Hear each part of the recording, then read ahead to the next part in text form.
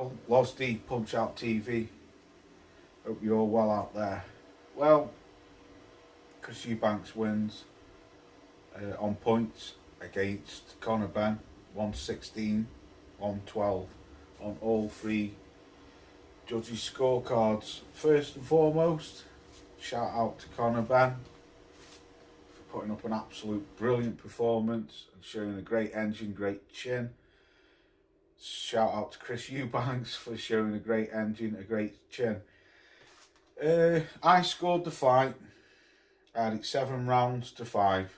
I had Conor Benn round 2, 3, 6, and 9, and round 10. Chris Eubanks got cut in round 9. I had Eubanks rounds 1, 4, 5, 7, 8, and 11 and 12. What did I think of the fight? Absolute brilliant fight. You know I'm not a massive fan of these two, but credit where credit's due. Got to take my hat off to him. That was an absolute brilliant fight. Absolutely loved it. It was a barn burner from start to finish. Both men really put the heart and souls into that fight. You could tell, well, I could tell,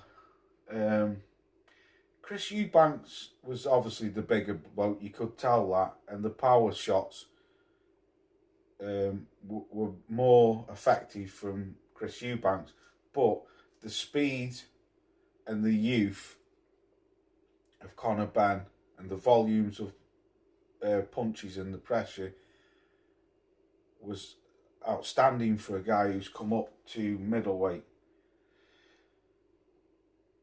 Would I like to see it again? Absolutely yes, I would. Yeah, I would. I think it was a great fight. Both men were bust up. Chris Eubanks got a cut in round 9 through clash of heads. But I honestly believe the right man won on the night. And I had it a draw going in to at the end of round 11. But for me, Eubanks won round 11 and round 12. Conor Benn looked exhausted towards the end, especially in the 12th round. Eubanks, they were saying on I keep calling him Eubanks. Eubank looked depleted to me. He didn't look hurt. There was a couple of the commentators were saying, "Oh, he's been shaken through the fight," but to me, it looked like exhaustion. Conor Benn's not a middleweight. He's not a middleweight, but I have to give him credit. He's really surprised me tonight on his performance. I would like to see him go back down to 147 or 154. That's where I think he lies. For me, I think it's 154 he should be fighting at now. I think he's outgrown 147. But he took some good shots, man. He took some good shots. If Chris Eubanks was fighting at super middleweight, I think he'd have knocked him out. I expected Eubanks to knock him out. I actually did predict him to stop Conor Benn between rounds 9 and 11. I thought it'd be them 3 rounds where he'd catch him. And he did catch him in round 12, round 11, but he just bounced off him. Where did he go from here?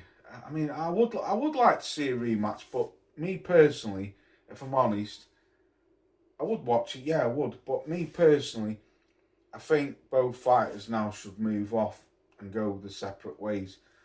But I would watch it again if they do, because there's supposed to be a rematch clause. I would watch it again. But I think Conor Benn needs to move down a weight. He's just not a middleweight. You could see that.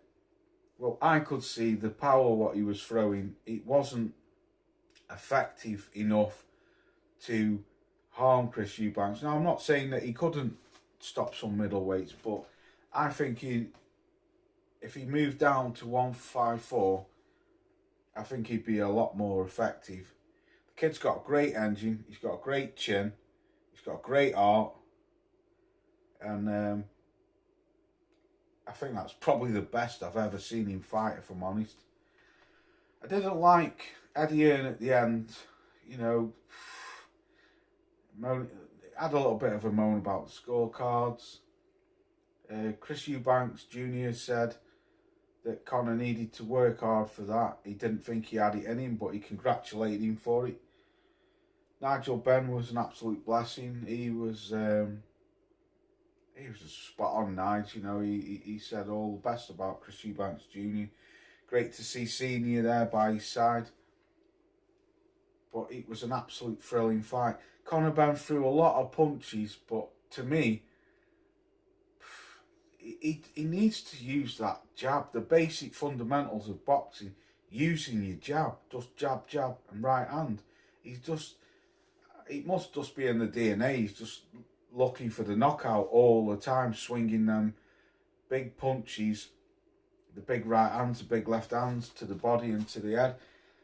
If he didn't have a good engine, he'd have burnt out a long time ago. But because both fighters showed that they've got Merlin engines, I think he'll do all right at 154 or 147. Because for me, he's shown the key secret's what he's shown is a good chin, dog in him, a good engine, and he can throw shitloads of punches, man.